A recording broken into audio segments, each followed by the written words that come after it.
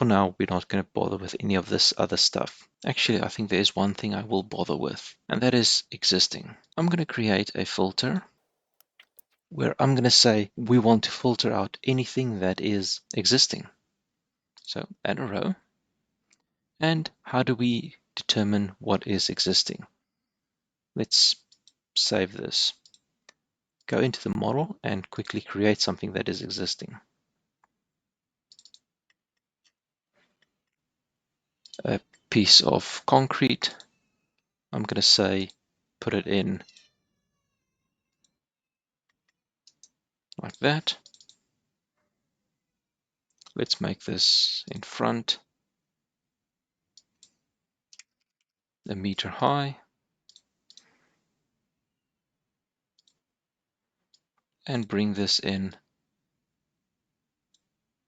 from all sides. And that's just so that we've got a random object in the middle to use as our baseline for what the existing will appear as. Material grade of C30. This is the concrete. Can easily be changed to existing because they're accessible in both the concrete as well as the steel properties. I'm going to say existing is going to be a material.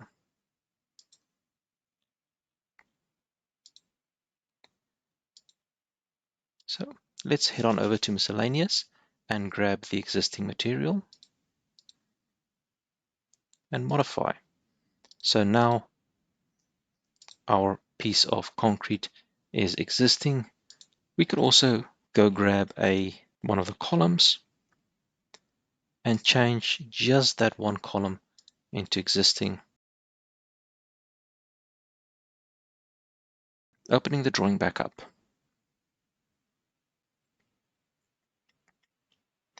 We're going to double click on the background somewhere and we're going to go filter. We're going to add a row and we say if the part material equals, and this is where having it in the model is fun because now I can just say select instead of typing it out. And I'm going to say it's a filter existing.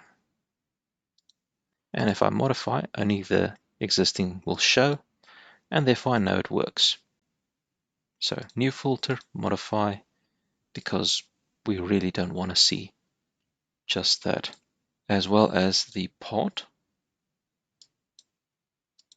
we're going to say it's not going to have any fill, none, and none whatsoever. And we'd like it to be a color that is a little bit off, a little bit dark. So the gray, and the gray also looks good. As you can see, a little bit light on the printed view. And we're going to call this, let's go back to solid. Okay, we've created a color for the part and we've created the filter, but neither of them we want to have set here. We'll head up to edit settings on the hues detail object level settings. Now in these object level settings, we can combine filters and other criteria. So if we add a row, we can go look for the filter we created called filter existing. This filter type specifically is to do with parts, but you can have something like bolts, where your filter looks specifically for a bolt or for a specific piece of information. Doesn't matter what that is. And you can have that specific piece of information, so the existing part, show differently. Now, if I did something like a part mark, I could have specific items use a different part mark compared to the rest. GA, and I'm going to say this is 3D. Again, the 3D I would like to have a little bit different than the rest. There we go. Now, as you can see, that shows completely differently than any of the other things. If I head over to part and I load up the existing and I turn on the hidden lines, save this.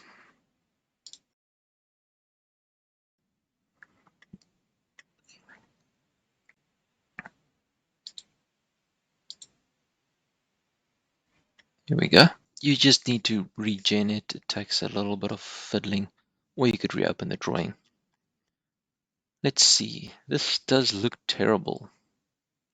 Let's take off the own hidden lines.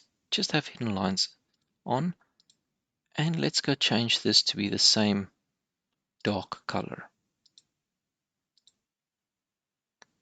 And swap back. Now we've got our hidden dark lines, and any time the parts overlap, you can see it gets that nice little dashed line showing that it is still behind. And for something like the existing that's sort of there, sort of not there, I do like seeing it that way. And this is what it's going to display like. Once all these settings are done, save the view. Let's close this and close this one as well. Yes, I'd like to say it's ready for issuing.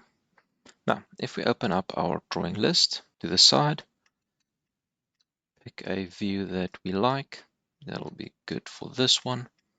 I'm going to go over to drawing reports. I'm going to go to my drawing properties, GA drawings.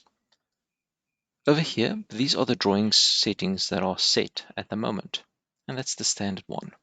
So I'd like to grab the 3D view, load this up, and because this is the second view for this 3D, I'm going to change that to 2 and apply.